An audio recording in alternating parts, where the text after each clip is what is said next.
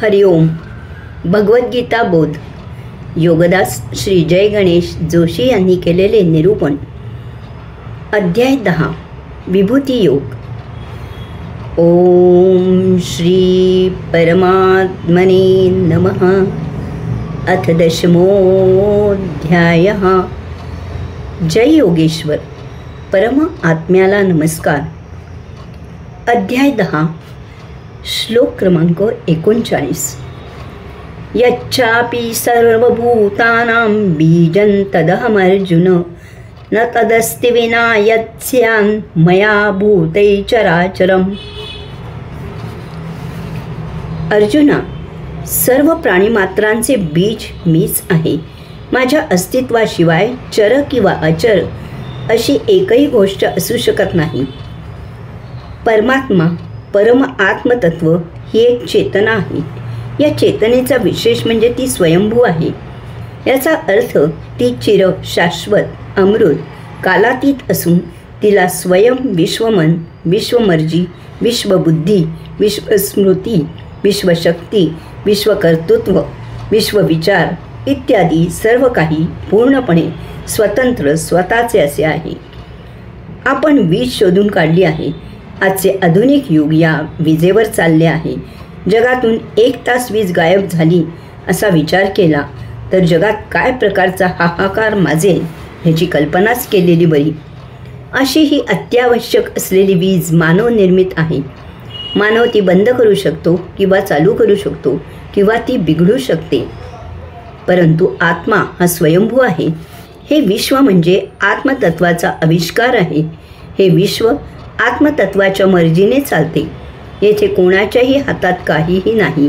येथील प्रत्येक गोष्ट आत्मतत्वामुळे होत असते किंवा होत नसते. आपल्या आजूबाजूच्या हरेक गोष्टीचा, या विश्वाचा जन्म आणि मृत्यू, येथील सृजन आणि येथील विनाश, येथील उत्पत्ती आणि येथील लय हे केवळ फक्त परम आत्मतत्वाच्याच इच्छेवर अवलंबून आहे.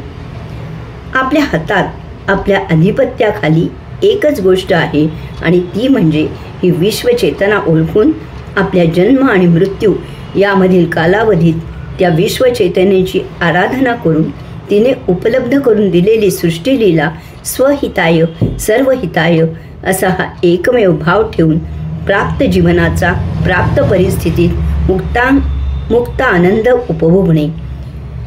याचा अर्थ सौख्य किंवा दुःख असे येथे काहीही नाही हे ओळखून प्रत्येक घटनेचा आनंद घेणे. पायाखाली गालिचे असो किंवा काटे असोत, या दोन्हीही परिस्थितीत परमात्म्याचे आभार मानून याचा मुक्त आस्वाद घेणे.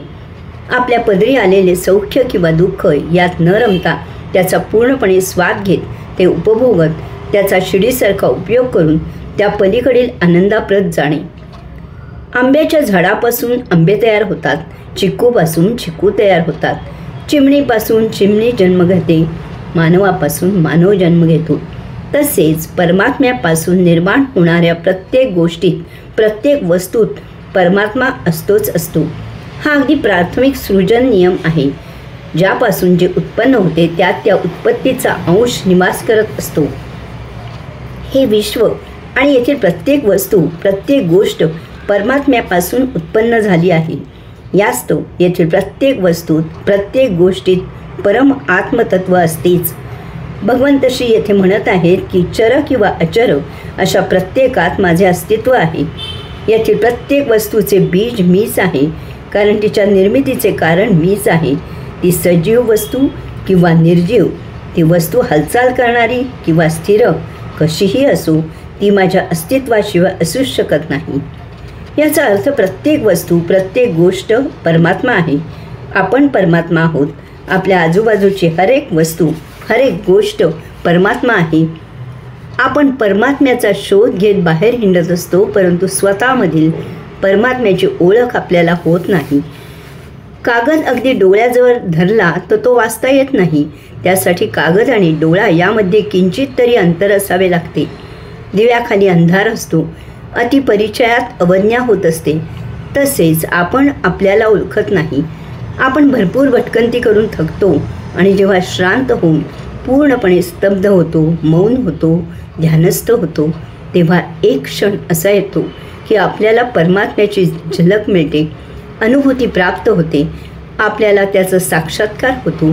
हा साक्षात्कार कसाही झाला तरी त्यातील सार एकच असते की ज्याला मी अनेक ठिकाणी शोधला तो तर मी स्वतःच आहे. विश्व हा भगवंतश्रींचाच विस्तार आहे. दुर्वा जशा वाढत जातात, लता पल्लवी पानापानाने पसरत जातात, तसेच हे विश्व म्हणजे भगवंतश्रींमधून झालेला भगवंतश्रींचाच पसारा आहे. महत्त्वाचा फरक असा आहे की दुर्वांपासून फक्त दुर्वाच वाढतात आणि पसरत जातात, परंतु भगवंतश्रींमधून अनेकविध वस्तू निर्माण होऊन पसरत जातात. हरि ओम.